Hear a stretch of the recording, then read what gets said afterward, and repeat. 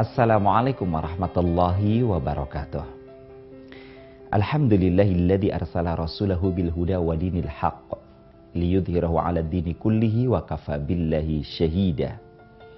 Asyhadu an la ilaha illallah wahdahu la syarikalah wa asyhadu anna Muhammadan 'abduhu wa rasuluhul mab'uulah la nabiyya ba'dah.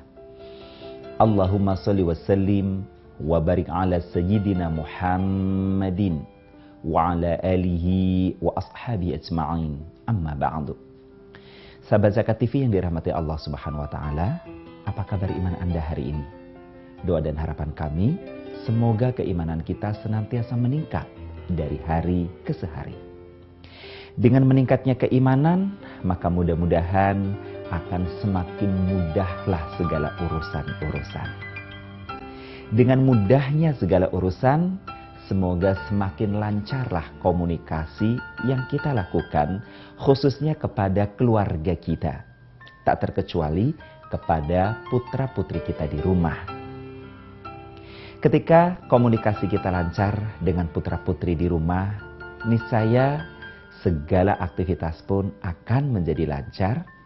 Dan dengan bekal itu pula lah putra-putri kita akan merasa ringan menjalani aktivitas kesehariannya guna mencapai impian-impian besar di masa depannya. Dan tahukah kita, kesuksesan masa depan putra-putri kita tak terlepas dari ungkapan-ungkapan, dari kata-kata, dari doa-doa yang senantiasa kita tujukan untuk mendoakan kebaikan putra-putri kita. Oleh karena itu, dalam kesempatan Asmara kali ini, kita akan berbicara sebuah tema yang cukup unik dan menarik, yakni 3 kata dari para orang tua. Sahabat Zakat TV yang dirahmati Allah Subhanahu wa taala, kita tahu kata-kata adalah merupakan sebuah ungkapan, pesan suara hati yang ditujukan kepada lawan bicara. Tapi tahukah pula kita bahwasanya kata-kata para orang tua terhadap anaknya bisa menjadi doa di sisi Allah Subhanahu wa taala. Sebab ketika orang tua melontarkan sebuah kata kepada anaknya, bisa jadi latar belakangnya adalah sebuah pemikiran-pemikiran atau lintasan-lintasan pemikiran tertentu. Bisa jadi karena adanya rasa cinta, karena kekhawatiran anaknya tidak menjadi baik di masa depannya, atau bahkan bisa jadi karena kejengkelan yang begitu menggelapkan mata, sehingga orang tua berkata yang dalam bahasa Betawinya sekata-katanya. Bisa jadi orang tua ketika melontarkan kata-katanya dalam bahasa gaulnya tidak diayak terlebih dahulu. Sehingga kata yang dilontarkan kepada anaknya bisa berakibat fatal dan menjadi tidak baik buat perkembangan masa depan putra-putrinya, apalagi berbicara tentang kesuksesan. Oleh karena itu, setiap kita para orang tua hendaknya senantiasa menghiasi hati kita, menghiasi pikiran kita dengan lintasan-lintasan kebaikan tentang putra-putri kita. Lintasan yang saya maksudkan tentu saja adalah ketika menghadapi anak, hendaknya kita senantiasa husnudzon, berprasangka baik kepada putra-putri kita. Apapun realitas yang sedang terjadi, apapun realitas yang dilakukan oleh putra-putri kita, bahkan meskipun realitas itu adalah sebuah realitas yang sangat pahit. Meskipun realitas itu, lembaran pikiran kita yang lain mengatakan, anak kita kurang ajar, anak kita nakal, anak kita tidak tahu sopan santun, anak kita tidak hormat kepada orang tua, dan lain sebagainya. Segala lintasan-lintasan keburukan yang seperti ini hendaknya segera ditanggalkan. Lintasan buruk yang seperti ini hendaknya segera dihapuskan dari hati dan benak pikiran kita. Sebab tidak ada anak yang nakal, tidak ada anak yang tidak sopan santun, tidak ada anak yang tidak hormat kepada orang tua. Yang ada adalah bisa jadi nalar anak belum seluas nalar kita orang tua. Bisa jadi daya berpikir anak belum secerdas daya pikir kita orang tua. Apalagi jika bicara tentang pengalaman hidup dan kehidupan. Anak kita Umurnya bisa jadi barulah seumur jagung. Apalagi jika dibandingkan dengan umur kita. Kita sudah puluhan, belasan, bahkan dalam bahasa Jawanya sudah likuran tahun menapaki jalan kehidupan. Sementara bisa jadi putra-putri kita baru beberapa tahun dia berjalan. Sehingga wajar jika kemudian daya nalarnya masih sangat terbatas. Belum lagi berbicara tentang lingkungan pergaulan. Kita bisa jadi sudah melangkahkan kaki kita melanglang buana ke seluruh penjuru dunia. Untuk kita bisa jadi sudah berinteraksi dengan berbagai macam ragam manusia dari berbagai macam latar belakang, suku budaya, bahkan agama dan bangsanya. Sehingga jelas jika dibandingkan dengan lingkup pergaulan anak yang kesehariannya mungkin sekedar rumah, kemudian tempat bermain atau tempat belajarnya di sekolah, kemudian dia pulang ke rumah. Jelas anak belum banyak memiliki pengalaman interaksi. Anak belum banyak mengalami banyak berdialog dan berdiskusi dengan banyak orang dalam kehidupannya. Sehingga perilaku-perilaku anak bisa jadi terkadang tidak menyenangkan hati kita. Perilaku anak terkadang bisa jadi membuat kita sangat cemas. Bahkan sebagian orang tua sangat ketakutan. Sampai-sampai terkadang tanpa disadari di luar kontrol orang tua ketika marah kepada anak senantiasa bertanya, mau jadi apa kamu nanti? Mau jadi apa kamu nanti ke depan? Mau bagaimana nanti kamu kalau sudah gede? Jika demikian, demikian, dan demikian. Barangkali sebagian lontaran-lontaran itu tidak asing kita mendengarnya. Atau bisa jadi kitalah pelakunya dalam kondisi marah yang seperti itu. Ketika kita menyampaikan hal seperti ini, sesungguhnya ucapan kita yang bertolak dari prasangka-prasangka sedang direkam oleh Allah Subhanahu wa Ta'ala.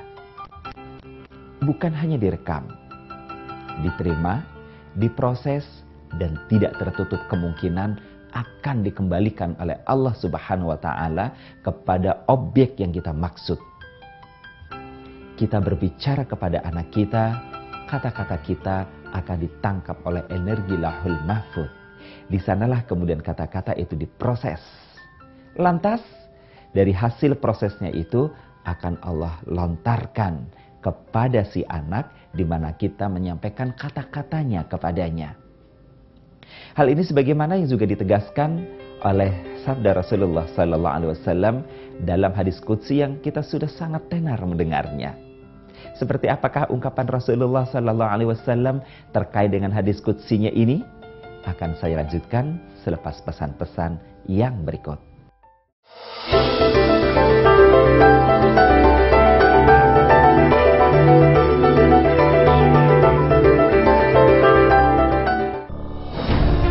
Ketika keindahan dunia merebak keselarasan, berbagi kemesraan. Ketika sejuta tangan merangkai kebahagiaan dalam kehidupan yang harmoni. Ketika zakat Anda wujudkan indahnya dunia.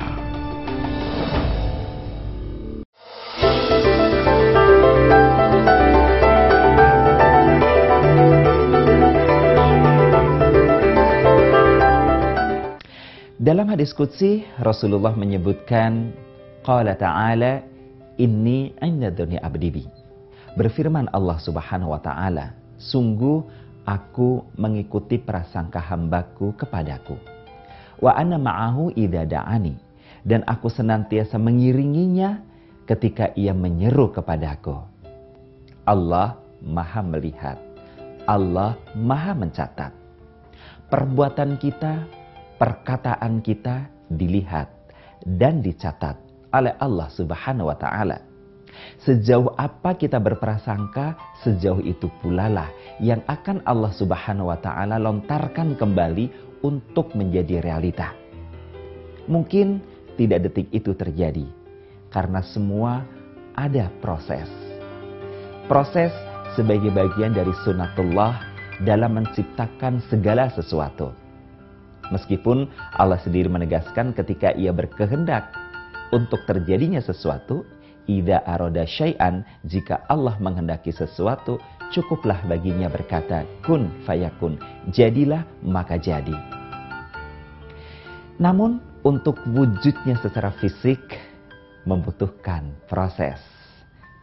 Sebagaimana juga Allah menciptakan semesta raya. Allah menciptakan langit dan bumi. Ya, huwallazi khalaqas samawati wal ardh fi sittati ayyam. Dia Allah menciptakan langit dan bumi dalam 6 masa.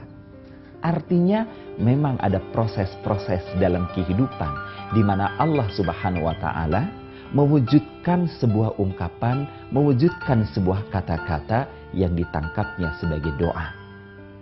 Dan ketika kita berkata kepada anak kita yang masih kanak-kanak akan sebuah ungkapan, maka bisa dipastikan dalam usianya kelak sekian puluh tahun ke depan, itu akan menjadi sebuah realita.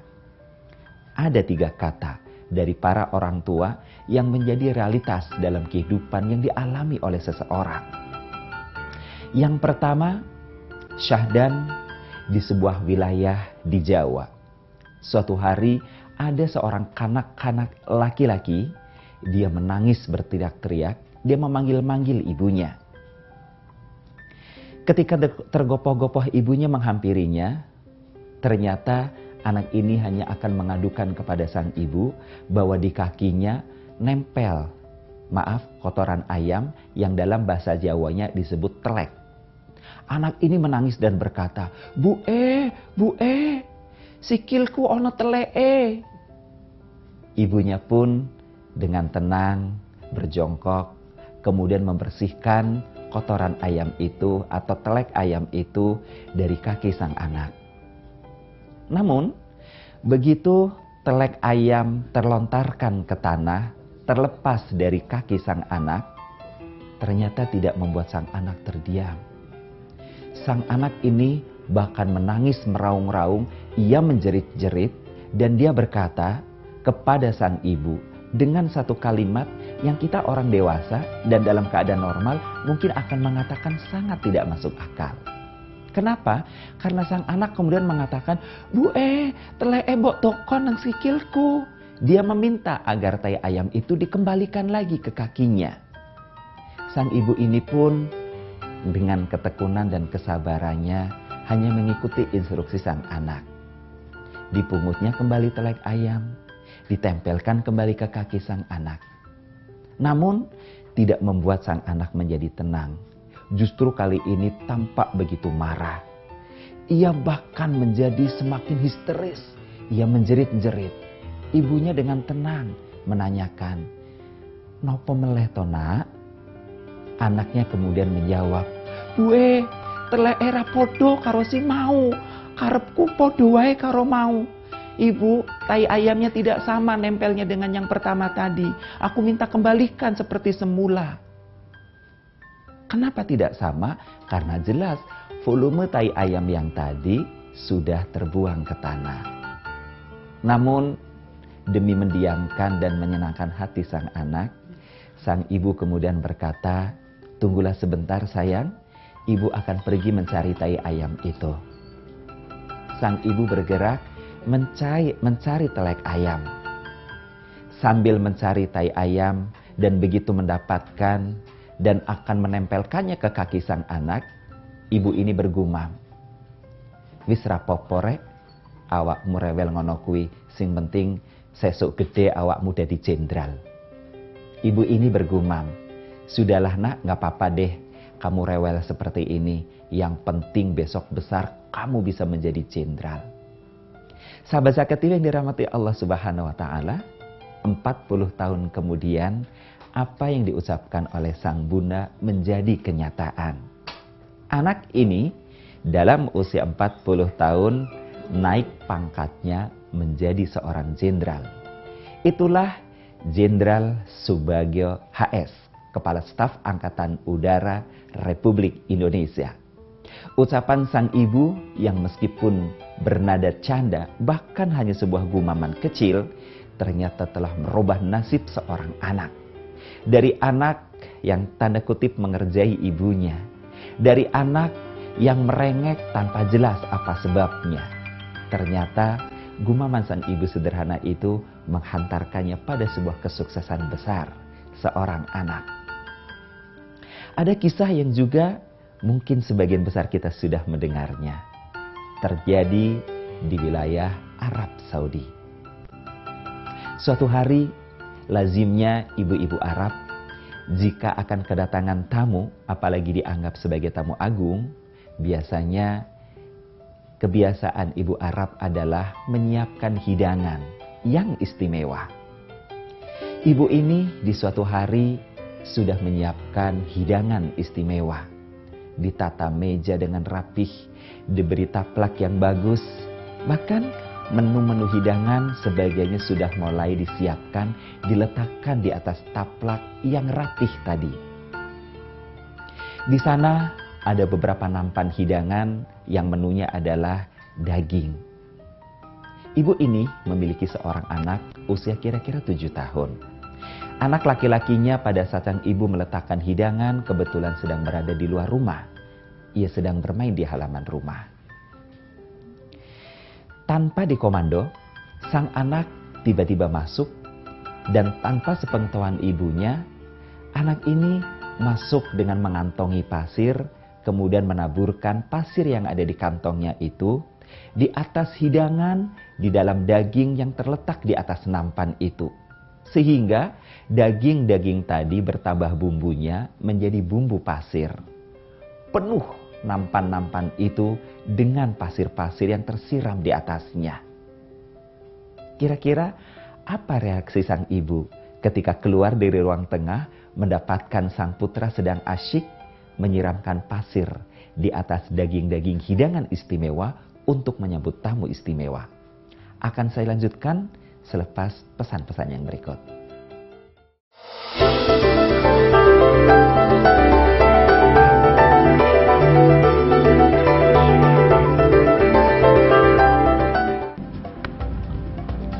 Semangat kemenangan harus berasal dari sportivitas yang datang dari hati. Saya Bambang Pamungkas, saya zakat di Dompet Duafa. Keluarga adalah sumber inspirasi saya. Kehangatannya datang dari hati.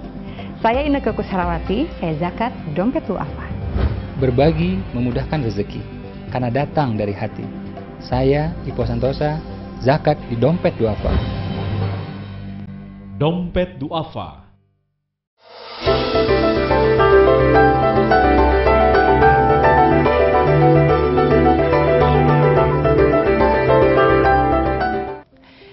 Terima kasih sahabat Zakat TV yang dirahmati Allah Subhanahu wa taala. Anda masih bersama dengan Asmara.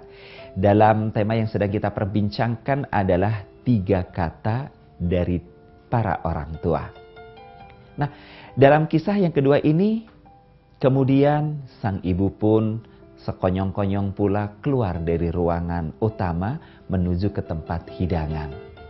Alangkah kaget, terkejut, dan marahnya sang ibu melihat sang anak laki-lakinya yang berusia 7 tahun itu sedang asyik menyiramkan atau menaburkan pasir-pasir ke atas nampan-nampan yang berisi daging. Gemas, kesal, marah, dengan derai air mata, sang ibu kemudian berkata, "Masya Allah, nak, kalau begini caranya ibu doakan kamu supaya kamu kelak menjadi imam Haramain."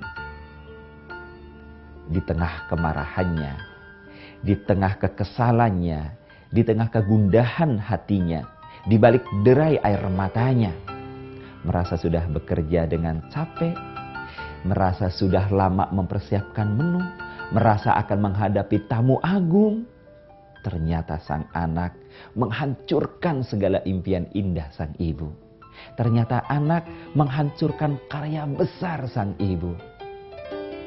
Namun, ucapan sang ibu yang bernada doa, "Jika demikian halnya nak, ibu doakan kamu supaya kamu menjadi imam Haramain." 20-an tahun kemudian, jamaah haji seluruh dunia yang berhimpun di tanah suci mendengar lantunan merdu sang imam Haramain dengan tilawatil Qur'annya yang begitu fasih, dengan gaya murotalnya yang khas, berbeda dengan imam-imam yang lainnya. Bahkan kemudian suara sang imam bisa didengar di seluruh pelosok negeri, dibawa oleh putra-putri muslim di seluruh dunia. Siapakah dia? Ya, dia adalah Imam Sudais, yang didoakan oleh sang ibu ketika usia 7 tahun karena kenakalannya menyiram masakan daging dengan pasir. Sang ibu mengatakan, "Aku doakan kau menjadi imam Haramain." Doa sang ibu, ungkapan sang ibu di balik kekesalannya telah menjadi kenyataan. Imam itu pun menjadi panutan umat Islam seluruh dunia. Bahkan fikrah-fikrah Islamnya yang hanif, fikrah Islamnya yang lurus, sering terlontarkan untuk membela saudara-saudaranya kaum muslimin yang tertindas di muka bumi. Imam Sudais mendapatkan doa yang sangat baik dari sang ibu. Ibu yang telah dengan bijaksana, meskipun di balik kemarahannya, mengucapkan kalimat-kalimat yang ahsan, kalimat-kalimat yang bagus. Wajar jika Allah Subhanahu wa taala dalam salah satu firman-Nya menyebutkan, "Waman ahsanu qawlan mimman da'a ilallah." Dan siapakah kalimatnya yang lebih baik daripada orang yang berdoa yang menyeru kepada Allah Subhanahu wa taala. Maka ketika orang tua melontarkan kata-kata, meskipun itu sekedar gurauan belaka, mestinya seorang ibu ia melontarkan dengan pilihan kata-kata yang bijaksana. Yang ketiga adalah kata yang dilontarkan oleh seorang ayah juga kepada anak laki-lakinya. Suatu hari, putra laki-lakinya yang berusia 8 tahun tanpa diperintahkan dan di luar dugaan menyampaikan satu usulan, bahkan bernada peringatan kepada sang ayah. Sang ayah yang kebetulan perbuatannya perbuatan mungkar, perbuatan yang buruk, yakni gemar mabuk-mabukan. Di suatu siang ditegur oleh sang anak. Kata sang anak dengan polosnya, dia mengatakan, "Ayah, ayah tahu bahwa minuman keras itu tidak baik buat ayah." Kata sang ayah, "Tahu dari mana kamu, nak?" "Tahu dari tempat pengajian, ayah. Dan ayah, kalau mabuk itu dosa. Kalau dosa, nanti matinya masuk neraka." Ternyata kalimat ini tidak membuat sang ayah tersadarkan. Yang ada justru merasa tersinggung. Besar rasa ketersinggungan sang ayah. Bergejolak dalam hati dan pikirannya satu pemikiran-pemikiran negatif. Salah satu pemikiran negatif yang muncul saat itu adalah, ini anak masih bau kencur. Ngaji juga baru beberapa hari dan itu pun ngajinya cuma baca Al-Quran di musola. Tapi di usianya yang sangat belia 8 tahun ini, kenapa dia berani menyerang saya? Kenapa dia berani mengusik hobi dan kesukaan saya? Padahal minuman keras adalah teman setia saya. Bergejolak. Kemudian sang ayah mengatakan, "Diam kau nak, air kencing tahu apa? Pergi kau dari hadapanku." Sang anak diusir sedemikian rupa. Dianggap sebagai terbuat dari air kencing, maka tidak ada artinya, tidak ada harganya, tidak berhak untuk memperingatkan sang orang tua. Namun, begitu sang anak pergi dari hadapannya, sang ayah kemudian bergumam, "Semoga saja itu anak kelak gede menjadi sentralnya dunia. Biarlah kebaikannya akan dilihat oleh orang sebanyak-banyaknya di permukaan bumi ini." Bapak ini marah. Bapak ini tersinggung. Bapak ini mengecam sang anak. Tapi selepas dari itu, beliau mengatakan meskipun dibalik kemarahannya, kelak biarlah kebaikanmu menjadi sentral dunia. Seluruh mata akan tertuju kepadanya. 30 tahun kemudian, sang anak ternyata menjadi moderator dalam program religi yang ternyata pada satu sesi talk show yang diadakan oleh sebuah stasiun televisi nasional menghadirkan tokoh-tokoh nasional khusus berdialog tentang agama Islam. Dan ternyata sang presenter atau moderator itu tiada lain dan tiada bukan adalah seorang putra laki-laki dari sebuah desa tertinggal di sebuah wilayah pedalaman di Indonesia, yang 30 tahun yang lalu sang ayah telah mengatakan dalam kalimat kemarahannya supaya kebaikannya dilihat oleh seluruh mata di dunia. Gemparlah seluruh isi kampung, gemparlah seluruh wilayah kabupaten, bahwa yang muncul menjadi presenter adalah putra dari seorang ayah yang dulunya adalah seorang pemabok. Anak itu dengan dakwahnya di televisi telah menyadarkan sang ayah untuk meninggalkan keburukannya, justru di saat sang anak bukan lagi menyerang tentang perilaku buruk ayahnya yang gemar mabuk-mabukan. Semoga bermanfaat untuk kita semua. Billahi taufiq wal hidayah. Wassalamualaikum warahmatullahi wabarakatuh.